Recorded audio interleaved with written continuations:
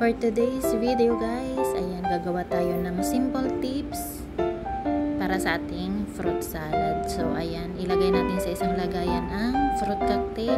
Ang bilis ng video ko. So habang naglalagay ako ng fruit cocktail, yung kaibigan ko nilalagay na niya yung cheese. Kumbaga, ginagawa niyang cubes, tapos nilalagay na dyan para paghahaluin lang natin. And then inilagay ko na yung all-purpose cream para mas creamy ang ating fruit salad. Ayan, di ba? Sarap. At pagkatapos niyan, ilalagay ko na ang condensed milk para matamis. Pwede nyo namang naayon sa timpla nyo kung gusto niyo ng matamis or yung tamang-tama lang kasi mahirap na magka-diabetes. So, ayan guys, paghahalo-haluin lang natin sila para magsama-sama sila. Ayan, sana all sama-sama.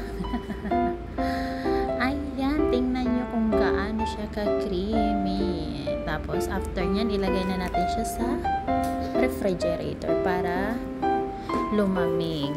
Ayan guys, thank you for watching.